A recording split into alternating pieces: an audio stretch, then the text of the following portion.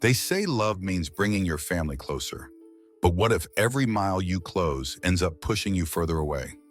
Eli stood in the corner of Logan Airport, clutching a faded welcome sign. His heart thudded in his chest, not from excitement, but from hope, fragile and loud. The arrivals board blinked overhead, arrived. His parents were finally here, his sister too.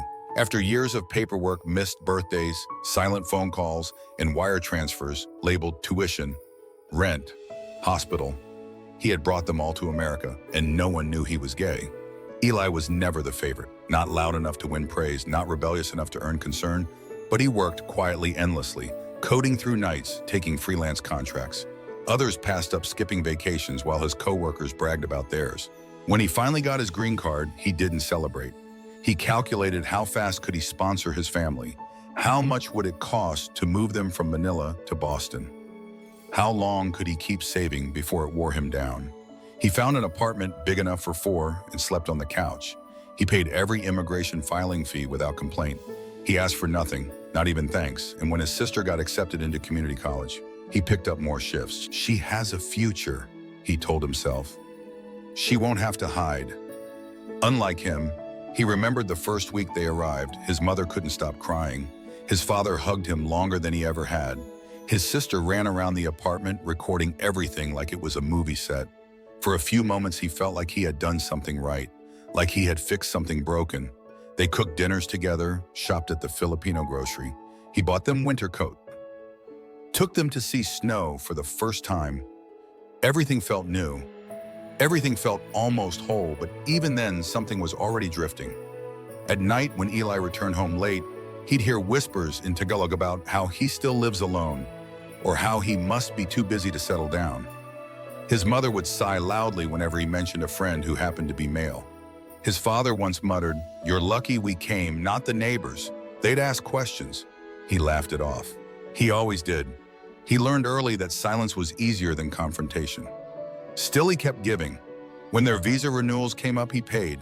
When their health insurance lapsed, he covered. When his sister's laptop broke mid-semester, he handed her his own. No one asked him if he was okay. No one noticed when he started skipping meals. They just said, "You're strong, you always find a way." He believed that was enough, that by giving endlessly, love would grow in the empty spaces, that his sacrifices would be seen not as debts, but as bridges. But love, he would learn, does not always bloom in silence, and sometimes the more you give, the more invisible you become. If you've ever felt like Eli, like the one holding everyone up while no one asks how you're doing, subscribe to our channel. His story is only just beginning, and so is yours. Spring came late that year in Boston. The snow melted, but the cold between Eli and his family seemed to linger. He noticed it in small ways. First, fewer dinners together, quiet glances when he mentioned coworkers. His sister spending more time in her room on video calls, her door always closed. His mother's long sighs when television characters kissed, only when it was two men. Still, Eli held on to the idea that this was temporary. Maybe they were adjusting. Maybe he was imagining things. He kept showing up. Groceries, bills, airport drop-offs, tuition deposits. It wasn't just about duty anymore. It was fear. If he stopped giving, would the little closeness they shared vanish too? They never talked about it, but everyone in the family understood that the condo was Eli's doing. He had paid most of the down payment, co-signed the mortgage, and set up auto pay for utilities. On paper, his name stood beside his mother's on the deed, but emotionally, the space belonged to them, his parents, his sister. He was just the one who made it possible. And maybe that's why it hurt more when they began pretending he wasn't even there. One night over dinner, his mother brought up a girl from church back in Manila, now studying nursing in New Jersey. "Very traditional," she said, "very kind." Eli smiled politely, but his silence only invited more. His sister chimed in next. "You know how people look at us," she said. "It wouldn't hurt to settle down just so everyone feels safe." Eli stared at the rice on his plate. No one had asked if he was seeing someone. No one knew about Christopher. How he always asked Eli about his day. How he sent audio messages instead of texts just to hear Eli's voice. He hadn't told them because he knew what silence would follow. That night, he quietly packed a weekend bag and stayed at Christopher's apartment. It was just for space, he told himself. Just for clarity. But when he returned home 2 days later, the locks had been changed. The hallway lights buzzed overhead as he tried his key again and again. Nothing. A note taped to the door read, "We love you, but we need space to process. Please understand. We hope you find peace." Below it was a photocopy of the deed with only one name visible, Eli's voice, but scratched out in pen. He stood there for a long time, heart tight in his chest, not knowing what hurt more. The note, the silence, or the way his name had been crossed out like an error. The apartment he had helped secure, the roof he paid for, the place he believed might one day feel like home. He didn't knock, he didn't call, he just walked down the stairs, suitcase in hand, no longer sure where he belonged. For a few weeks he stayed with Christopher. He told himself it was temporary, just until things calmed down. But the messages from his family were not apologies. They were instructions, emails about account transfers, notifications about shared bills that now only carried his name, a subtle erasure carried out in paperwork. Then came the final push. A notification from the mortgage lender appeared on his phone. Ownership update request in progress. Please verify changes. Attached was a scanned form attempting to reassign full property rights to his mother without his consent. It was legal sleight of hand, subtle, quiet, just like the way they'd always asked him to live. But Eli wasn't going to disappear this time. He gathered receipts, mortgage statements, wire transfers, every document that proved what he'd built. Then he made an appointment with a property attorney in Back Bay, not to take the apartment back, but to take back something more important. His voice, he didn't tell his mother. He didn't warn his sister. He let the silence sit exactly where they left it. Eli had never walked into a lawyer's office carrying a folder of his own life before. It felt heavier than it should have. Inside were mortgage statements, utility bills, tax forms, all with his name, his signature, his quiet contributions. For years, he thought none of it mattered as long as his family was safe and sheltered. Now he understood what that thinking had cost him. The office was in a brick building, tucked between a bookstore and a dental clinic, almost invisible unless you knew where to look. The lawyer was a Filipino woman named Eileen, her voice calm but direct. She listened without interruption as Eli laid out what had happened, how his name was being quietly removed from the condo deed, how he'd found out through a bank notification instead of his own mother, how the people he brought to America were now legally trying to cut him out of everything he had built. Eileen nodded slowly. "We can fight that," she said. "You're still a legal co-owner. If they try to claim otherwise, we have plenty of evidence." Then she looked at him. "But the bigger question is, what do you want to do with it?" That was the part Eli hadn't decided until now. He returned to his temporary place at Christopher's that evening and laid out the folder on the dining table. The apartment was small, barely 2 rooms, but it was the only place that felt honest. Here, no one needed him to prove anything. Here, no one crossed his name out of the picture. That night, he stayed up drafting a new legal request to officially relinquish his half of the condo, not back to his family, but to New Harbor House, the nonprofit LGBTQ+ shelter that had quietly helped him through the worst nights. The place where someone had said, "We're glad you made it," even before they knew his name. The next week, Eli returned to Eileen's office with a notarized document in hand. He wasn't giving up the property. He was choosing where it would go. A place where people like him, queer, displaced, erased, could have something his own family never gave him. Safety without shame. Eileen reviewed everything, then scheduled a formal sit-down with the opposing counsel. It turned out his mother and sister had retained a lawyer too. They didn't want conflict, they wanted silence. Quiet signatures, an easy exit, a house returned to the family. Eli didn't tell them he was coming to the meeting. When he entered the law office lobby, his mother was already seated next to his sister, both dressed as if they were attending a church service, conservative, proper, unmoved. They were surprised to see him, but neither said a word. It was the lawyer who greeted him first.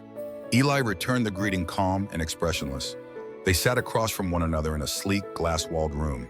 The other side's lawyer began speaking, how there had been confusion over ownership, how the family intended to clarify the deed, how Eli's portion was always understood as temporary support. Eli didn't interrupt.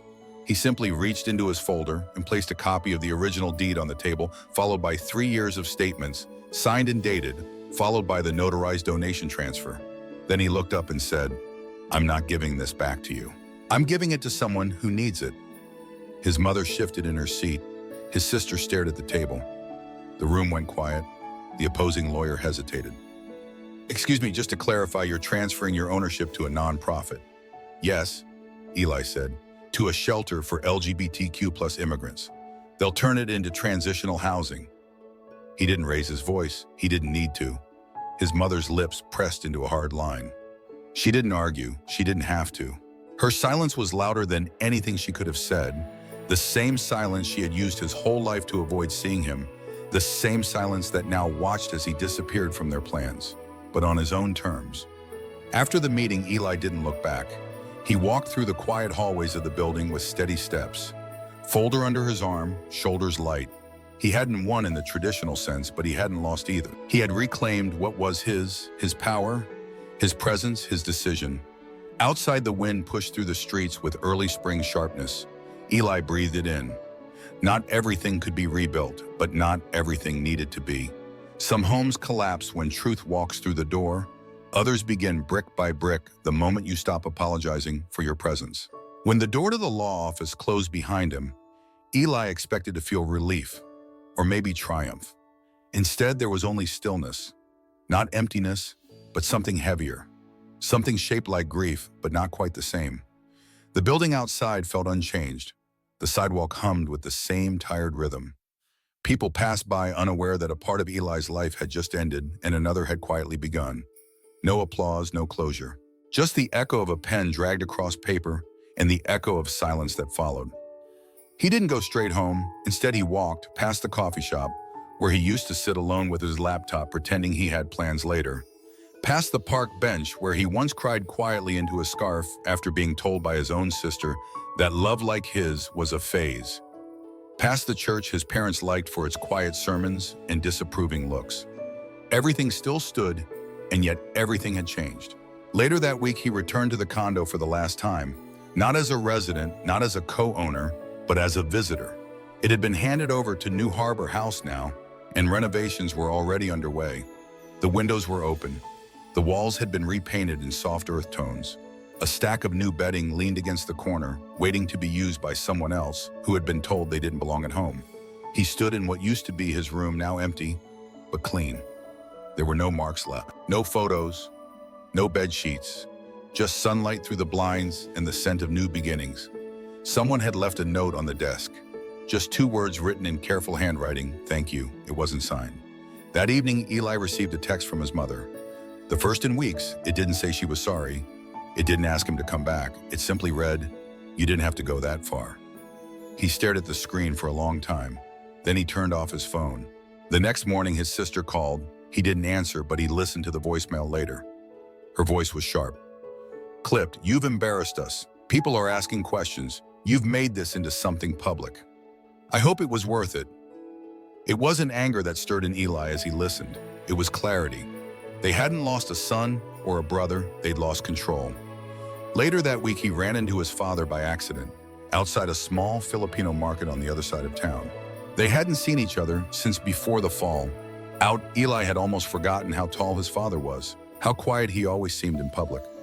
For a moment, neither of them spoke. His father nodded awkwardly. "How are you?" he asked. Eli thought about lying, about saying fine, about softening the truth like he used to. But instead he said, "I'm rebuilding." His father nodded again, eyes flickering.